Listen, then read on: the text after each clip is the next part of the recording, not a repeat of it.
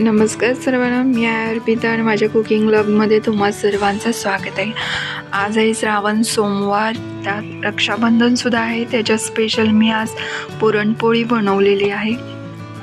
फुग्यासारखी फुलणारी सॉफ्ट अशी पुरणपोळी, गोड, महाराष्ट्राची आपली स्पेशल फेमस अशी पुरणपोळी आहे. आपण प्रत्येक सणालाही बनवतच असतो. आज श्रावणामध्ये सोमवार असू दे, शुक्रवार असू दे, आपण करत असतो. आणि त्याच्यासाठी हरभरा डाळ मी घेतलेली आहे आणि 2 तास भिजत घातलेली आहे पाण्यात, जेणेकरून 2 तास भिजल्यानंतर ही डाळ कुकरला अगदी छान शिजते. 3 शिट्यामध्ये शिजते, जास्त वेळ लागत नाही. त्याच्यासाठी मी 2 तास आधी हरभरा डाळ ही भिजत घातली. 1 वाटी एवढी हरभरा डाळ घेतलेली आहे आणि आता ही कुकरला 3 शिट्यामध्येच शिजते चांगली. पोळीसाठी आता इथे एकदम सॉफ्ट अशी कणिक मळून घ्यायची आहे. त्याच्यासाठी मी मैदा 1 वाटी आणि 2 वाटी गव्हाचं पीठ घेतलेलं आहे. तुम्ही पूर्ण गव्हाचं पीठ पण वापरू शकता, काही जण वापरतात. थोडीशी हळद येलो कलर येण्यासाठी कणकेला की थोडी घातलेली आहे आणि चवीनुसार मीठ घालून त्याच्यामध्ये थोडं थोडं पाणी असं मिक्स करत कणिक मळून घ्यायची आहे. एकदम सॉफ्ट अशी कणिक आपल्याला मळायची आहे, त्यामुळे थोडं थोडं असं पाणी करत मळून घ्यायची आहे. जितकं आपण मी पराठ्याला सांगितलं होतं तसंच, जितकी आपण पातळ एकदम नाही, पण थोडी थोडी असं चांगली सॉफ्ट मऊ जेवढी कणिक होईल त्याच्यावर आपण जे स्टफ बनवतो त्याच्यासोबत कणिक ही पसरते. त्याच्यासाठी आपल्याला सॉफ्टच असं कणिक मळून घ्यायची आहे आणि थोडंसं तेल लावून मी मळून घेतलेली आहे. आता पूर्ण 1-2 तासासाठी ही कणिक झाकून ठेवायची आहे. साईडला मी ठेवून देते आणि तोपर्यंत हा गूळ जे पुरण तयार करायचे आहे त्याच्यासाठी मी हा चॉकलेटी असा गूळ घेतलेला आहे. मार्केटमध्ये व्हाईट गूळ असतो तो घ्यायचा नाही आहे, त्याच्यापेक्षा हा ब्राऊन कलरचा गूळ घ्यायचा आहे. पोळीसाठी कलर पण छान येतो आणि त्याच्यामुळे चांगल्या पुरण तयार होतं. त्याच्यासाठी मी हा ब्राऊनच गुळाचा वापर करते. आणि आता ही कटाची जी आमटी असते करायची, डाळ जी शिजून पाणी उरलेलं असतं त्याच्या कटाच्या आमटीसाठी हा मसाला, आलं, लसूण आणि कोथिंबीर ही चांगली ठेचून घ्यायची आहे आणि थोडंसं जिरे घालायचे आणि हे सर्व एक मिक्स करून ही खलबत्त्यामध्ये एकदम छान अशी पेस्ट करून घेतलेली आहे चेचून. आणि खोबरं पण थोडं ओलं घातलेलं आहे, ओलं खोबऱ्याचा तुकडा घातलेला आहे. आणि आता आपलं ही डाळ पूर्ण शिजून तयार आहे. पाहू शकता किती छान अशी सॉफ्ट झालेली आहे. मी हाताने पिंच केल्यानंतर पूर्ण अशी डाळ गीर झालेली आहे, पण एकदम फुटू द्यायची नाही. 3 शिट्यामध्ये आपण डाळ भिजवल्यामुळे आधी 2 तास चांगली शिजलेली आहे डाळ. आणि हे डाळीचं पाणी हे मी कटाच्या आमटीसाठी साईडला ठेवून दिलेलं आहे. आणि आता हे पुरण करण्यासाठी मी डाळ एका कढईमध्ये काढून घेते. पूर्ण गाळून घेतलेली आहे डाळ आणि त्याच्यामध्ये हा बारीक केलेला गूळ घालून घ्यायचा आहे. गूळ हा 1 वाटी घेतलेला आहे मी बारीक करून. जितकी डाळ आहे तितकंच गुळाचा सुद्धा वापर करायचा आहे आपल्याला. आणि आता हे वेलदोडे आहेत, वेलदोडेही मी पावडर करून घालणार आहे, चेचून थोडेसे 4 वेलदोड्यांचा वापर करणार आहे. वेलदोडे अशी सोलून घ्यायचे आहेत आणि खलबत्त्यामध्येच मी चांगलं बारीक करणार आहे चेचून त्याची पावडर. वेलदोड्यामुळे पोळ्या खूपच स्वादिष्ट होतात, टेस्टी लागतात. त्याच्यासाठी वेलदोडे हा जरूर वापर करा. पोळीला त्याशिवाय चांगली टेस्ट येत नाही, वेलदोड्याशिवाय छान टेस्टी बनत नाहीत. ही पावडर झालेली आहे तयार. आणि आता या जे मी डाळ आणि गूळ घेतलेला आहे त्याच्यामध्ये हे घालून घेते. वेलची पावडर, डाळ, गूळ हे एकत्र मिक्स करून आता हे गॅसवरती शिजत ठेवायचं आहे चांगलं आणि मिक्स करून घ्यायचं आहे सगळं. 1 वाटी डाळीसाठी 1 वाटी गूळ हा घेतलेला आहे, हे प्रमाण लक्षात ठेवा तुम्ही. आणि हे असं चांगलं पाणी पण सुटलेलं आहे गुळाचं आणि हे पूर्ण आटू द्यायचं आहे. त्याच्यासोबतच छान असं डाळसुद्धा बारीकच होते, जास्त बारीक करायला लागत नाही. याच्यामध्ये डाळ चांगली गुळामध्ये शिजते आणि पाहू शकता केवढी बारीक झालेली आहे. असं पुरण आत्ताच तयार झालेलं आहे आपलं चांगलं. आणि पूर्ण ह्याच्यातलं पाणी आटल्यानंतर थोडं थंड करत ठेवलेलं पुरण आणि त्यानंतर ह्या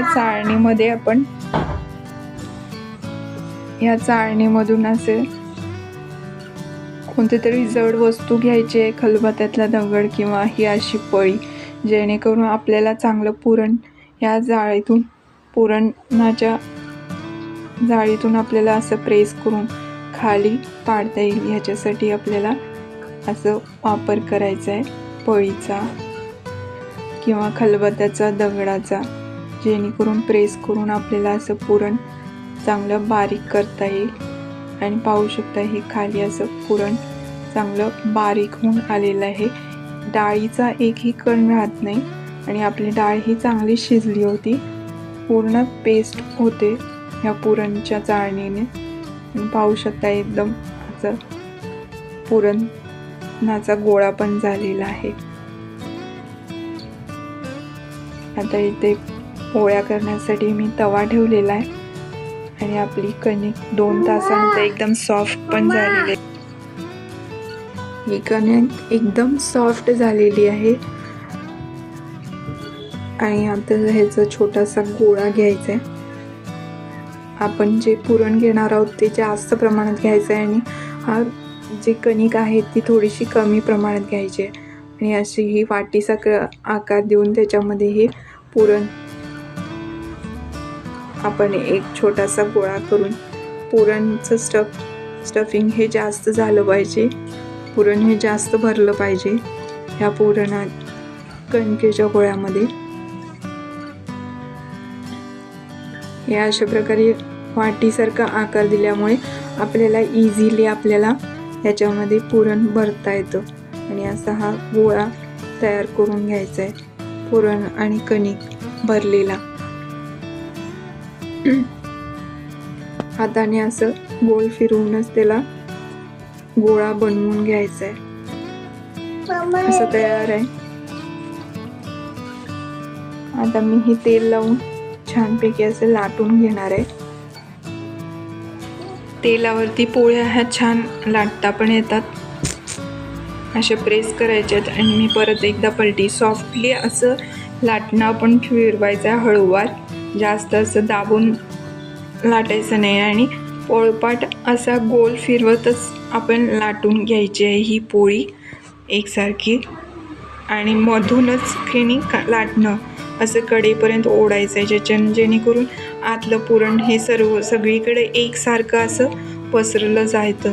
आणि पोळपाट असा गोल फिरवायचा आहे. आपण कणिक आपल्याला पोळी ही पलटायची नाही आहे, अशी लाटण्याने ओढत कडेला पुरण यायला पाहिजे असं करायचं आहे.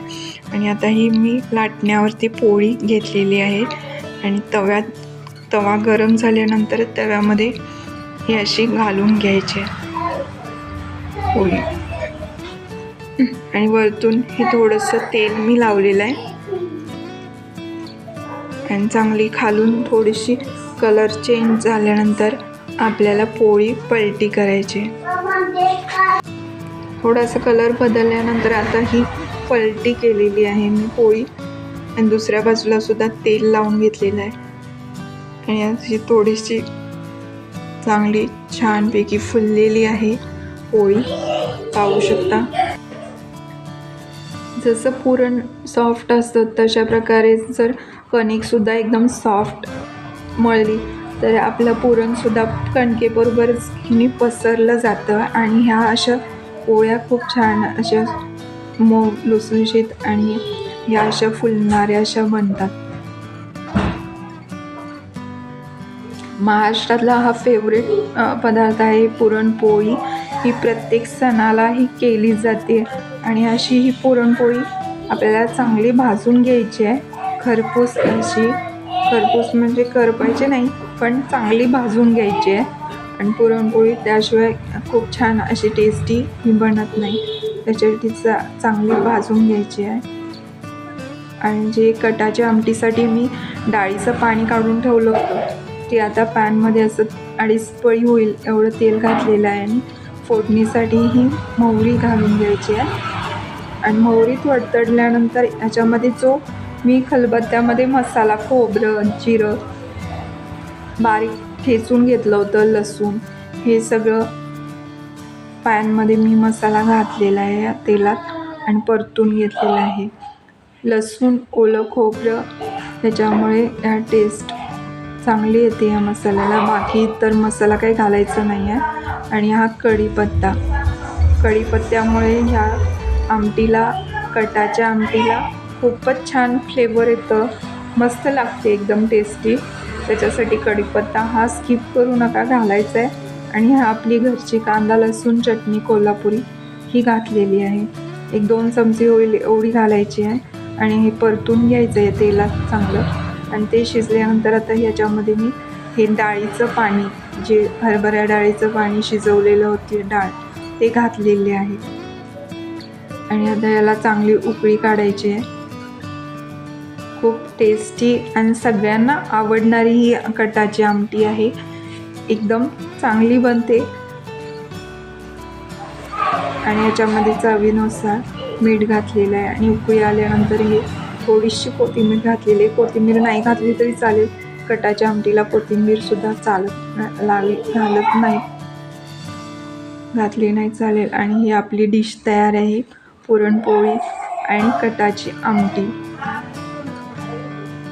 कटाची आमटी तुम्ही हे नक्की करून पहा, एकदम टेस्टी बनते या पद्धतीने जर केलात.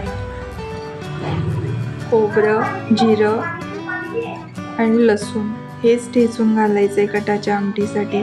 आणि आता ही पुरणपोळी पाहू शकता, आतमध्ये पूर्ण पुरण चांगलं पसरलेलं आहे, एकदम सॉफ्ट झालेले आहेत पुरणपोळ्या.